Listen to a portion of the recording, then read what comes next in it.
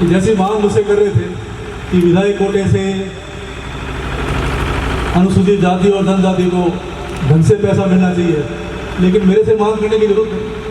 अगर बाबू सिंह देता तो पिछले 5 साल में देता, कि बाबू सिंह नहीं दे रहा। ये कोई काम मिल रहा है तो बाबा साहब अम्बेडकर के दी हुई कलम से मिल रहा है, इसलिए हम नहीं दे रहे। ये कि बाबा साहब ने 2 बड़ी बातें कही थी, और वो 2 बड़ी बातें ये थी। पहली बात उन्होंने कहा था कि शिक्षा वो शेरनी का दूध है, जो पीता है वो दहाड़ता।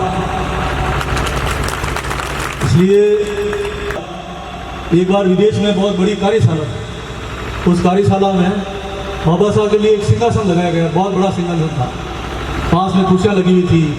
बाबा साहब के लिए सिंहासन था। बाबा साहब को आमंत्रित किया गया कि बाबा साहब आप इस मुख्य अतिथि की चेयर पे विराजे। बाबा साहब तनिक रुके और उनको कहा कि चेयर मेरे लायक नहीं, मैं इस कुर्सी पर नहीं बैठ। तो सब अचंभित थे। उन्होंने पूछा कि हमने आपका मान बढ़ाया, सम्मान बढ़ाया और ऐसे ही एक सिंहासन लगाया जिस पर बैठने के लिए आपको आग्रह किया, आप क्यों नहीं बैठे? तो उन्होंने कहा कि मेरा हिंदुस्तान, मेरा भारत, और मेरे भारत के अंतिम रानी में बैठा अंतिम व्यक्ति जो गरीब, जो पिछड़ा है, जो शोषित है, जो जिनको 2 समय की रोटी नहीं मिलती है, जिनके कपड़े फटे हुए हैं, जब तक वो मुख्य धारा में नहीं आएगा, जब तक वो समृद्ध नहीं होगा, खुशहाल नहीं होगा, जब तक ये कुर्सी मेरे लायक नहीं है। जो गरीब जहाँ बैठता है मैं भी बैठूंगा, इसलिए उन्होंने नीचे बैठना स्वीकार किया और उस सिंहासन पर नहीं बैठा। डॉक्टर भीमराव अंबेडकर जी की 134वीं जयंती के शुभ अवसर पर बाबा साहब के इसी चरणों में वंदन करते हुए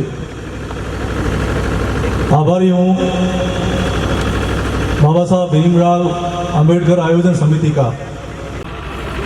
इस शुभ मौके पर हम सबको याद किया और आप सबके दर्शन लाभ का और आप सबका आशीर्वाद लेने का अवसर मिला। संगठित मनोर संघर्ष वो आज आप सब में नजर आता है। सवेरे 10 बजे आप इकट्ठे होने शुरू हुए, 12 बजे आपने रैली शुरू करी। सूर्य भी अपनी गर्मी बरसा रहा है, उस गर्मी में आपने एक शानदार रैली, बहुत बड़ी रैली निकाली। रैली के बाद मेरा मानना है कि इतने घंटों तक शायद सुबह भोजन किया होगा, नहीं किया होगा। आज मन में कोड था, मन में शौक था कि बाबा साहब की जयंती मनाने हम सब एकत्र होंगे, और आपने रैली निकाली। और जो टेंट लगा है, इस टेंट में भी गर्मी ज़्यादा लगी। इतने घंटों तक बैठ करके सबके भाषण सुनना, सबकी बात सुनना, यही आपका संघर्ष है और यही आपका संगठन है जिसे आपने परिपालित किया। मेरा मानना है कि बाबा साहब ने 2 बड़ी बातें कही थी, और वो 2 बड़ी बातें ये थी। पहली बात उन्होंने कहा था कि शिक्षा वो शेरनी का दूध है, जो पीता है वो दहाड़ता।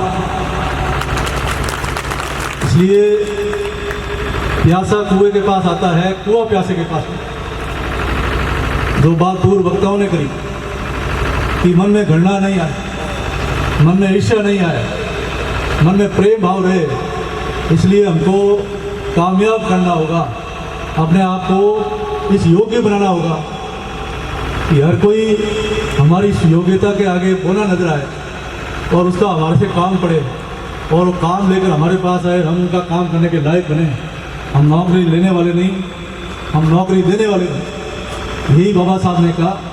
इसलिए मेरा मानना है कि शिक्षा वो शस्त्र है, बाबा साहब ने कहा था कि शिक्षा से हर समस्या का समाधान और निराकरण है। जो शिक्षित हो गया उसने हर समस्या पर अपनी जीत हासिल कर ली और उस पर हमेशा वो विजेता हो गया। ये सबसे बड़ी बात कही। और दूसरी बात मेरा मानना है कि बाबा साहब ने कहा था एक बार विदेश में बहुत बड़ी कार्यशाला थी, उस कार्यशाला में बाबा साहब के लिए एक सिंहासन लगाया गया, बहुत बड़ा सिंहासन था, पास में कुर्सियाँ लगी हुई थी। बाबा साहब के लिए सिंहासन था। बाबा साहब को आमंत्रित किया गया कि बाबा साहब आप इस मुख्य अतिथि की चेयर पे विराजे। बाबा साहब तनिक रुके और उनको कहा कि चेयर मेरे लायक नहीं, मैं इस कुर्सी पर नहीं बैठ। तो सब अचंभित थे। उन्होंने पूछा कि हमने आपका मान बढ़ाया, सम्मान बढ़ाया और ऐसी एक सिंहासन लगाया जिस पर बैठने के लिए आपको आग्रह किया, आप क्यों नहीं बैठे? तो उन्होंने कहा कि मेरा हिंदुस्तान, मेरा भारत, और मेरे भारत के अंतिम रानी में बैठा अंतिम व्यक्ति जो गरीब, जो पिछड़ा है, जो शोषित है, जो जिनको 2 समय की रोटी नहीं मिलती है, जिनके कपड़े फटे हुए हैं, जब तक वो मुख्य धारा में नहीं आएगा, जब तक वो समृद्ध नहीं होगा, खुशहाल नहीं होगा, जब तक ये कुर्सी मेरे लायक नहीं है, जो गरीब जहाँ बैठता है मैं भी बैठूंगा, इसलिए उन्होंने नीचे बैठना स्वीकार किया और सिंहासन पर नहीं बैठा। तो कितना महान गुण था। मेरा मानना यह है 800 साल तक मुगलों ने राज, 250 साल अंग्रेजों ने राज किया। ये सारे शासन देखने के बाद हमारे भारत रत्न बाबा साहब अम्बेडकर में एक दिल में भावना थी कि भारत एक होना चाहिए, भारत संगठित होना चाहिए, और भारत संगठित होगा तभी ये विश्व का कल्याण होगा। इसी भावना से उनके मन में सपना ने हमको मत का अधिकार दिया, मताधिकार दिया, और मताधिकार दिया इसलिए मैं कह सकता हूँ कि नाथ रोग के झोंपड़े में जन्मे, चोरिया परिवार में जन्मे बाबू सिंह और उमेश सिंह आज चौथी बार आपने मुझे राजस्थान की विधानसभा में सेवा करने का मौका दिया है। ये मौका मिला है तो डॉक्टर बाबा साहब अम्बेडकर की वजह से, नहीं तो जैसा अभी हेमराम साहब कह रहे थे कि पहले राजतंत्र था और राजतंत्र में राजा रानी के पेट से जो जन्मता था उसको राज मिलता था, अब पेटी में से जो जन्मता है उसको राज मिलता है। पेटी में से किसी ने जन्म दिया तो बाबू सिंह जैसे इस साधारण कार्यकर्ताओं को अम्बेडकर जन्म दिया, इसलिए आज चौथी बार हमको सेवा का मौका मिल रहा है। और आज मैं ये कह सकता हूँ कि जैसी मांग मुझसे कर रहे थे कि विधायक कोटे से अनुसूचित जाति और जनजाति को ढंग से पैसा मिलना चाहिए, लेकिन मेरे से मांग करने की जरूरत है। अगर बाबू सिंह देता तो पिछले 5 साल में देता, कि बाबू सिंह नहीं दे रहा। ये कोई काम मिल रहा है तो बाबा साहब अम्बेडकर के दी हुई कलम से मिल रहा है, इसलिए हम नहीं दे रहे। ये काम आपको अम्बेडकर साहब दे रहे हैं, इसलिए मैं आज कह सकता हूँ ये भी आरक्षण विधायक कोष बनाया गया, विधायक कोष में 20% आरक्षण दिया गया।